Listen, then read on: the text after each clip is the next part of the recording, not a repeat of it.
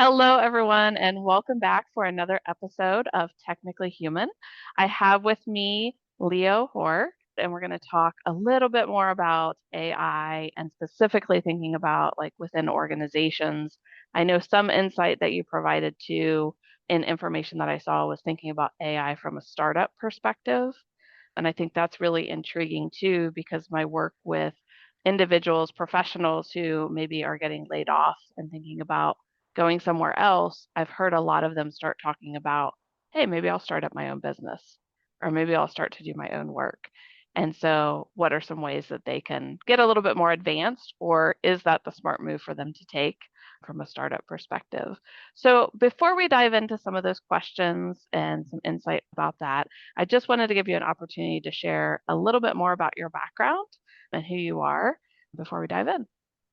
Sure. And thank you so much for having me on. I am thrilled to talk about AI and startups and anything else. My background, so I like to call myself a recovering academic. The books are not just for show, they're like maybe a tenth of the original collection. Yeah, I initially intended to go the academic route following my parents. The university life looked pretty sweet. And at a certain point, I did a PhD in English literature of all things and then went on to teach and also do academic administration. And it's in the course of doing that, I don't think I disliked it, but I think that I started to get drawn towards, and I think I always had like an entrepreneurial inclination, which is weird coming from somebody who goes into academia. But in a lot of ways, the academic lifestyle is entrepreneurial because you're responsible for your own domain. You have total control over it and also total accountability. And so I guess that's a theme throughout my career is I've enjoyed that kind of high risk, high reward setup. But I was in Columbus, Ohio, working at Ohio State, and at the time there started to be this really burgeoning startup community in Columbus.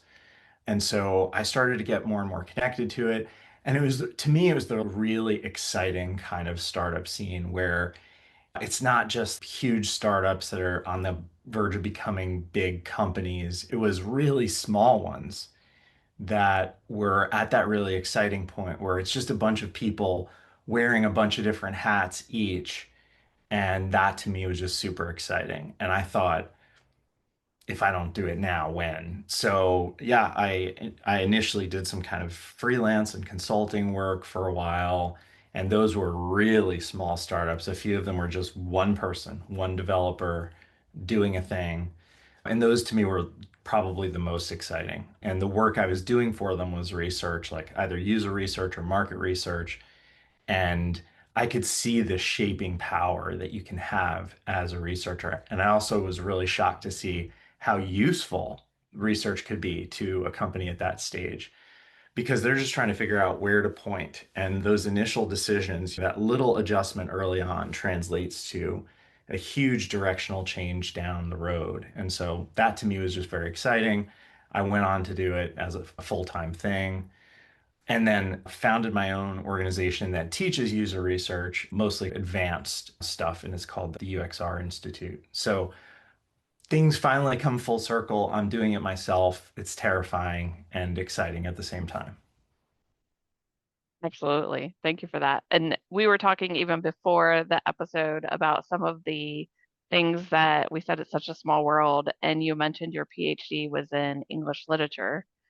And I had done my undergrad in English, focusing on literature. It Wow, makes there's a lot of different things. what's so wild is I now see this talk on social media of one person called it the revenge of the humanities. Because now using AI, the irony is all of those years that developers, coders who could speak computer language commanded enormous power because they could do that. Now, because AI is able to do a lot of that pretty easily, and we're instructing AI using the English language, those communication skills are now in some ways more important than ever. And that to me is just super cool. I see philosophy PhDs getting involved in AI companies and really doubling down on figuring out the sort of strengths and weaknesses of AI. So it's a really weird phenomenon that's happening because the humanities were declared dead, I think, 3 or 4 times in the last 20 years. And it seems like people are either on the bus or not on the bus, and Yeah. with the AI. And one of the articles that one of our faculty members shared recently was about AI and the impact of people who are graduating from universities and colleges. And typically they would go into those initial startup roles in organizations. And now AI is taking the place of a lot of those. Have you seen any instances of that, or do you believe that's true? And are students in universities, colleges, are they going to have different skill sets because of what AI is doing in that respect? Like not just knowing AI, but some other skills specifically? Yeah, I'll be honest, I'm not that close to college students specifically, and I was, but it's been 7 years. I would have had a very close-up view of that, but now I think I'm more of a distant observer, but I can say that it definitely seems like in the industry that I work in, which is UX, user experience design and research, there's a definite impact on the entry level roles. And it's largely because AI can do some of those elementary things. But my actual opinion, which some select CEOs have echoed, is I don't really believe. I know there is some evidence that AI is actually taking over certain jobs, so that's real, but I don't believe that AI substituting for a human being is responsible for all of the jobs being replaced. I think there is a fair bit of there's a name for it. It's called AI washing. So it's essentially a company was going to make an efficiency move and cut some staff, and AI is given as the reason. I've heard of relatively few cases where the company first automates the job with AI and then says, okay, we don't need the person. And I've heard of relatively few cases where they eliminate a position and then figure out how to use AI to do that position, because that would be really inefficient and ridiculous. You do hear of companies also rehiring. Didn't So Amazon end up doing that? I thought I heard. Like they laid off 16,000. They said it was AI, and then they slowly started to bring people back. yeah, I believe you. It's happened at some larger companies. And so what that tells me is it was more like just a gamble. Okay, we think AI can do these jobs, and oh, wait, it turns out it can't.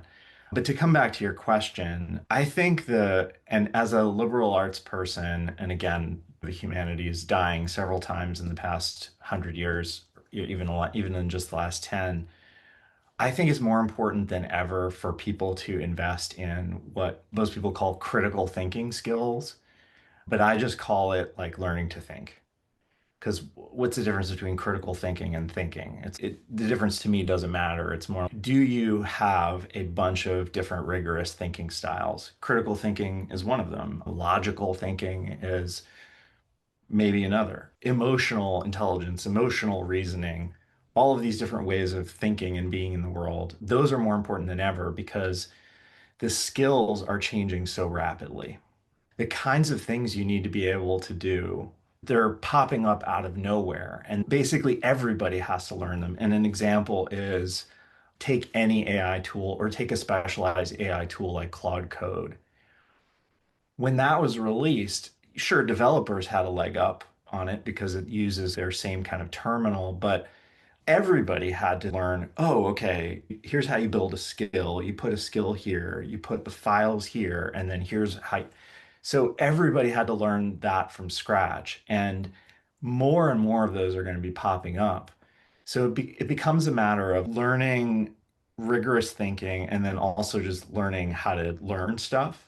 So meta Mhm. learning, I guess you could call it. And that's actually a great output of being in having done a ton of education, especially at the PhD level. Nobody really helps you. So you learn to do a lot of things on your own and you learn to teach yourself. And I think that those are so rigorous thinking and learning how to learn, learning how to absorb things, or learning how you best learn, what style that is, those are, in my opinion, more important than ever. So that goes along really nicely with some of the things I pulled up from AI. This is ChatGPT, and I was asking it about you. I thought this would be great. All good stuff, nothing bad. I didn't ask for secrets. But it says that he's not just about AI is cool. He's asking, are we thinking well enough in an AI-driven world? And one of the things it pointed out as a core belief that you probably have is that AI can accelerate decisions, but it cannot replace good thinking. So, how would you recommend individuals leverage AI to support them? Because you have quite a few things I found talked about helping with decision making, but it shouldn't make that decision for you.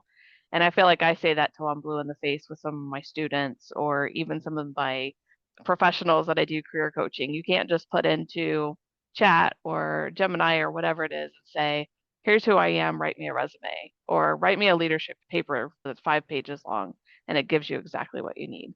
So, how would you encourage people to use those thinking skills with AI? That's a great question. And I think that's the 100 million or billion-dollar question because there's a lot of talk and even some studies that are pointing out what people lose when they farm stuff out to AI wholesale. They get AI to do the thing for them. And I think what really scares me is that example of students using AI to write stuff for them because writing isn't just writing, writing is thinking. Writing is how thinking emerges. And if you're not writing constantly on your own, you're not training your thinking. So that to me is really scary because, and I understand and empathize with why students would do that. There's more and more pressure, there's more and more requirements, and they're paying more and more money every year that passes. So the pressure to do obviously is one thing, and then the time pressure, students who have jobs and all of that is totally understandable. But the main benefit of a college education, at least from my perspective, again, and I think this is true now more than ever, is training you to think. And it doesn't matter what discipline you're in. If you're an engineer or you're studying psychology or any discipline, the subject matter is going to change. You're not just memorizing information. That's a very old-fashioned version of education that's been gone for a while. Again, you're training yourself to think and to farm out the important stuff to AI is just taking a pass on that hard engagement and that really difficult process that comes with not only just huge rewards, but is essential for being a human being and is essential for being a political citizen as well. So that's the part that really scares me. And I personally, I don't know. I know that some faculty are like turning back to blue books, which is takes me back for sure. But yeah, I would say the way that like when I teach AI for people who do what I do, I actually built a little matrix and I don't need to visualize it with my hands, but I can say that there are two very broad ways that I think AI and humans can think together. One is expanding or extending thought. And so it's actually a diamond shape, so I can just do it like that. But the expanding part is the human being starts the process and the AI helps them take it further than they could on their own. So to me, and I practice this myself, where there's a temptation early on, if you have an idea, to just write it and have the AI do it. But I actually weirdly find number one, the idea is going to be better a lot of the time if it comes from you. So giving yourself the time to do the first part of that, where it's the first part of the cone, so to speak, that's giving yourself the time to work through it.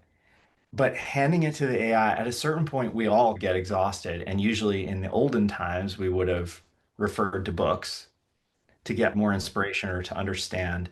AI is actually great for that. Example I tell people is if you're doing a research project, and you have an idea of the research question and all that, and maybe you have an idea of one or two theoretical frameworks you could use.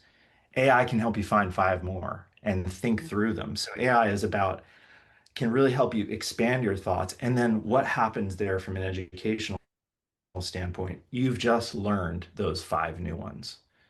So it's not just that AI is doing it for you. AI is teaching you in this process. So it's expanding your thought, and that will likely be something you'll retain because you'll say, I struggled a little bit, but then AI took me the last mile. The first step is, or the first possibility is AI extending your thought beyond what you were capable of, and then you learn from that and bring that back the next time. So it's not, AI is not in that case, AI isn't doing the work for you because you couldn't have done that particular work.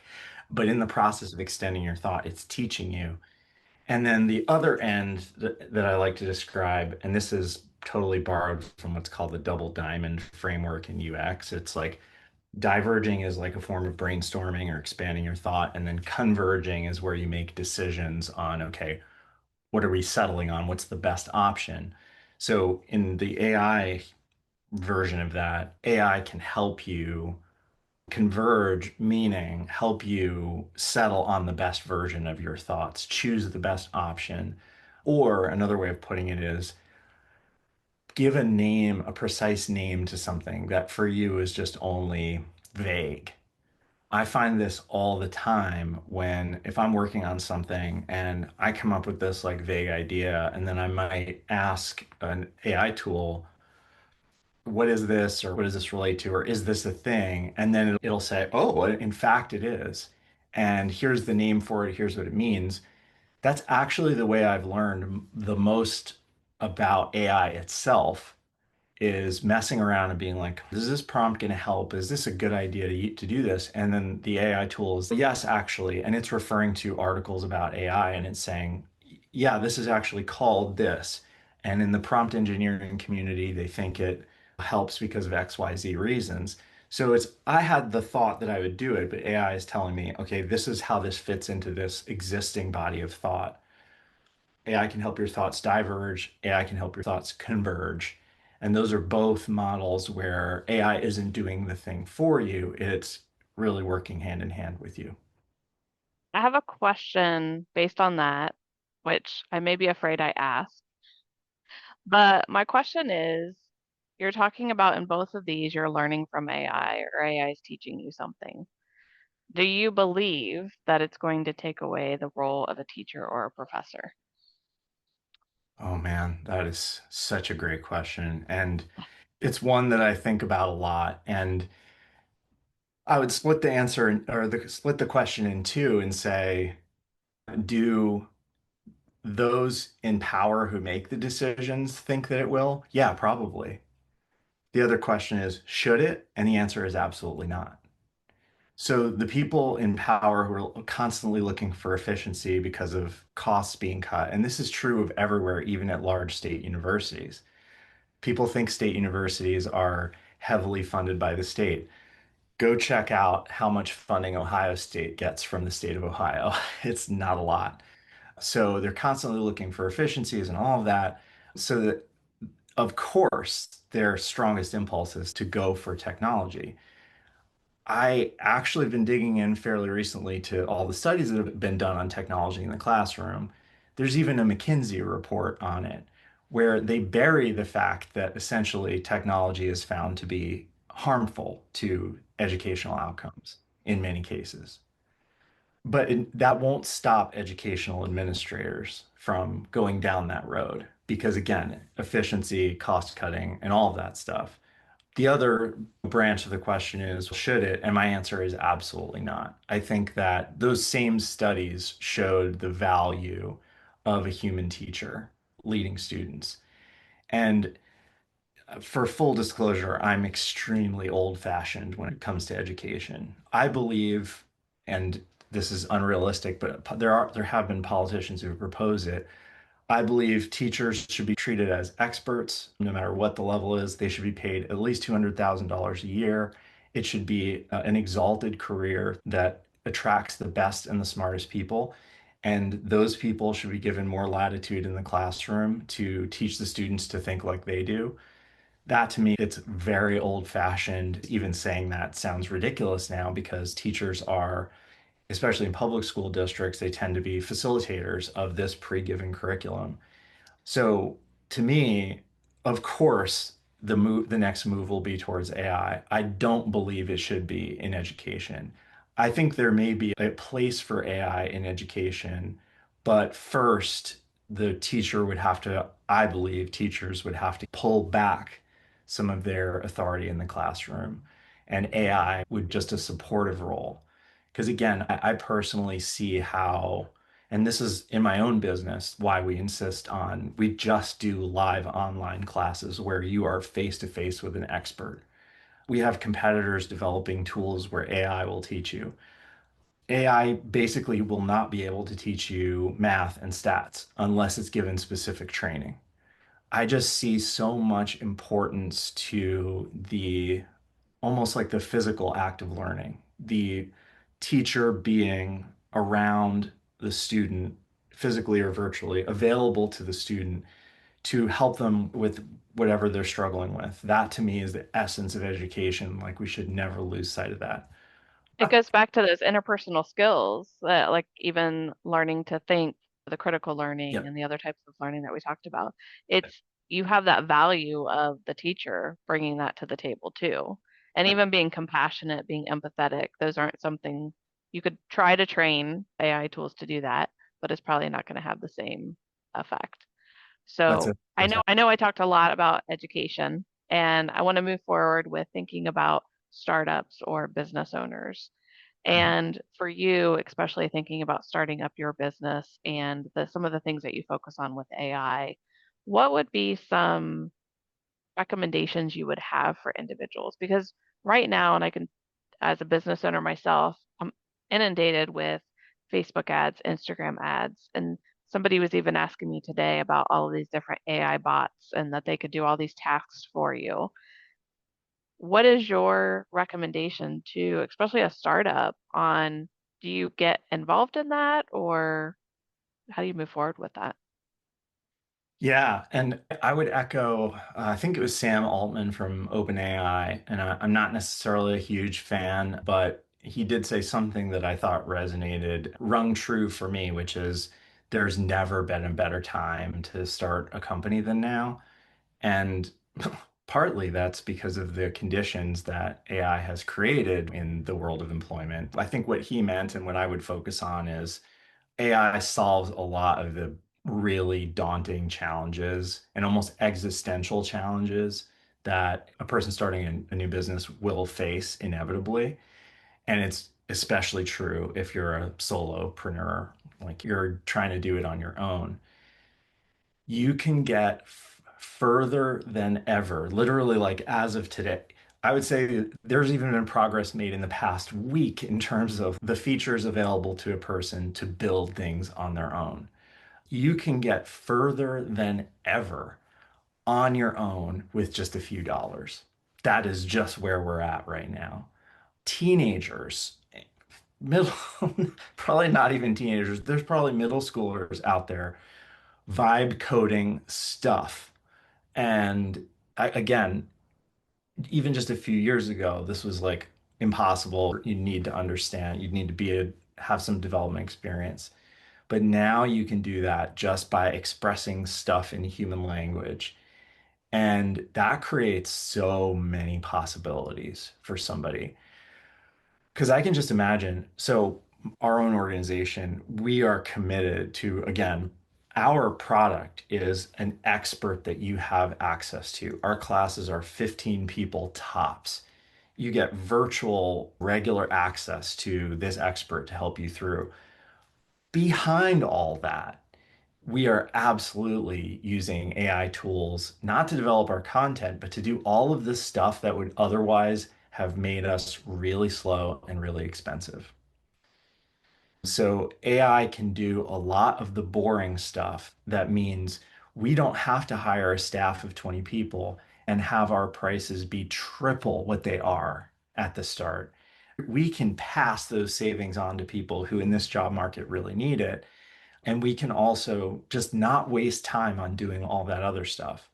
So it's an amazing time. And I basically don't even know what it's like to start a business without this stuff because this to me we're only about 6 months old and maybe only had a few months of startup before that. It is interesting too because so I've been a career coach on the side for almost 12 years now. And I had somebody recently come to me and ask me for help with their resume who I helped like in the early years and they're looking for something else now.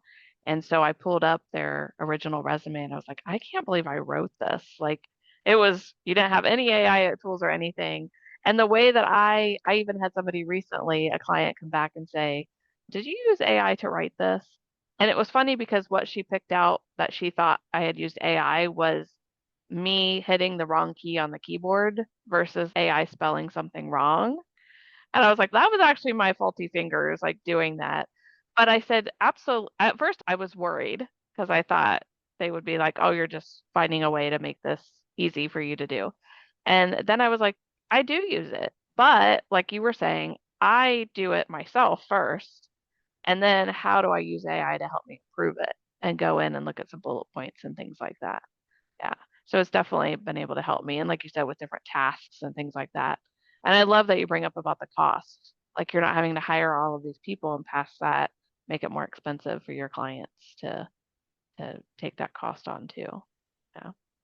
So we only have a couple minutes left, and before I have you share information about how to get in contact with you, Leo, is there anything else that maybe you want to share that we didn't cover today that's related to some of what we've talked about? I would, to continue that previous train of thought, encourage people to experiment with some of the tools that are out there. It's a great way to learn them. And also, again, if a person has any inclination, if they have a lot of people walk around with these ideas that like, oh, I've always wanted to do X or I've always wanted to do Y business wise. And again, I really think in many industries, it is now currently today easier than ever. Start experimenting. We in the UX field, we have these practices, we call them design sprints.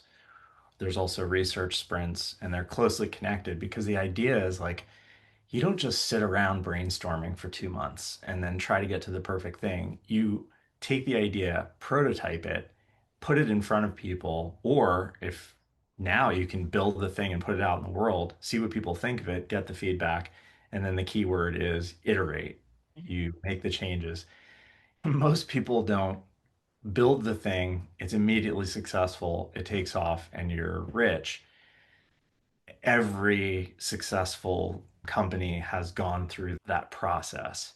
And now an individual person can do it with virtually no training or not pre-existing knowledge. So to me, all of those people who are like, yeah, I've been nursing this idea for a while. Now's a great time to just do it and try it. And it is totally terrifying, but it can also be exhilarating. So yeah, it's a crazy time. And so why not just ride the wave? Try it out, experiment. We did that when I was in corporate and learning and development. I would always say, let's pilot this. If it doesn't work, it doesn't work. If it does, that's awesome. Let's keep going with it.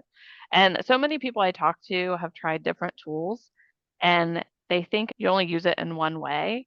And I'm like, what if you ask it this? Or what if you try this?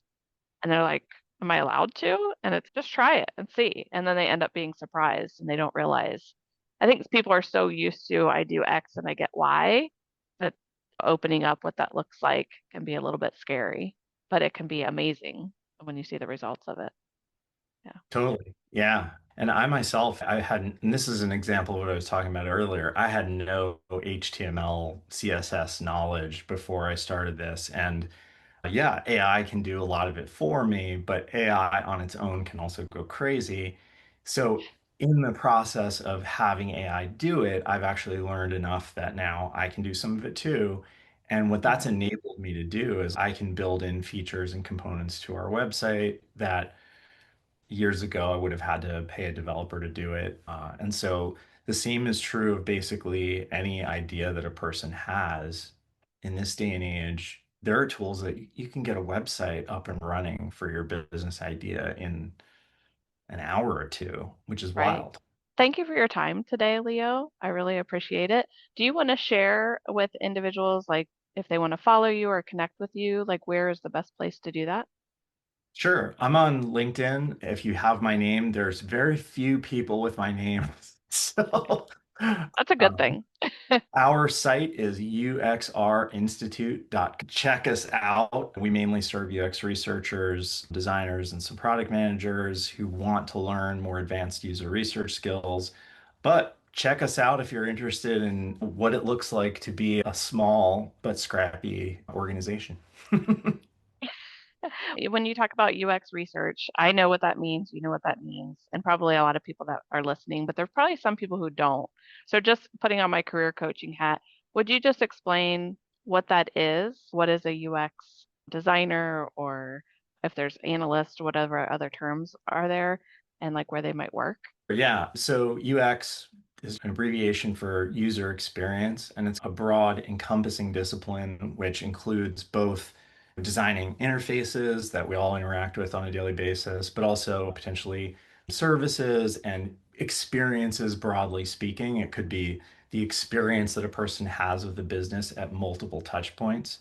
It's the difference between just putting stuff out there thoughtlessly and again, deliberately thinking about what a person will go through as they interact with your business, whether that's by phone, by email, by app, whatever the case might be. We're split into two separate disciplines, but they're definitely merged at the hip. UX designers are the ones who are they're actually doing both the design that goes into interfaces, apps, and those kinds of things. Obviously, the engineers that build those things will also have input on user experience, but the designers are really the ones who are responsible for making sure on a very basic level that it's usable, that users can do the tasks that they need to do. Ideally, that it's delightful, that it includes some moments of delight along the way, because it's not just about removing frustration, it's also about making it a really pleasant experience. But designers are also, they'll also be invested in the process that happens behind the scenes as well. Many people think a UX designer is just what they call a pixel pusher, so a person moving pixels around on a screen. They actually do way more than that. And some of the UX designers I've worked with are really rigorous thinkers in terms of how systems work together to then create an experience that a customer can enjoy.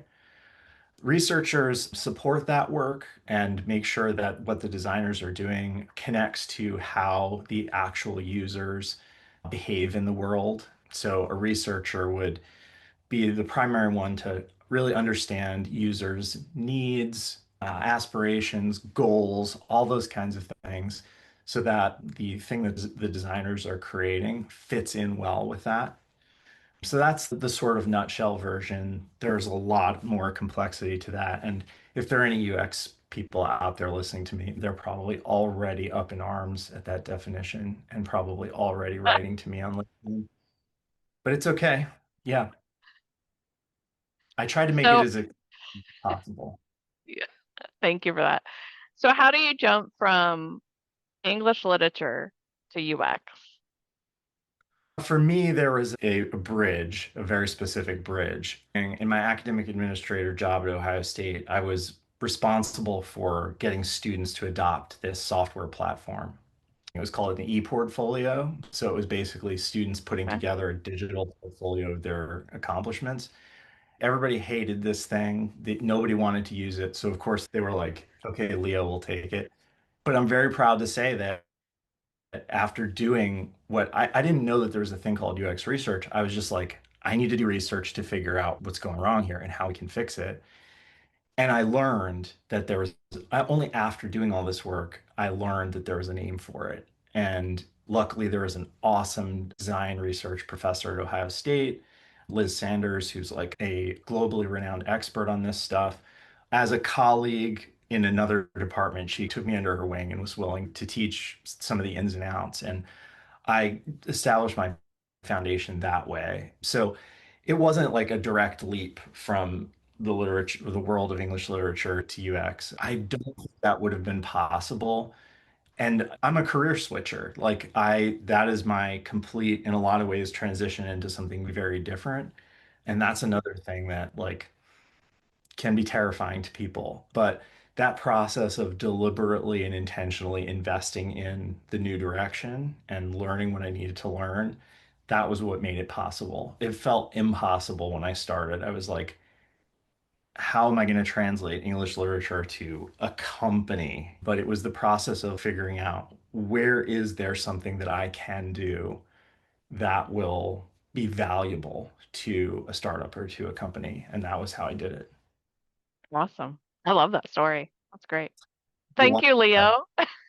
Thank I you so appreciate much. you being on the podcast. And if you're interested in Leo or UX or anything related to what we talked about, please feel free to reach out and connect. Send us, either of us, a message. Let us know that you heard it on the podcast, and we will catch you on the next episode. Thanks again for listening to the Technically Human podcast.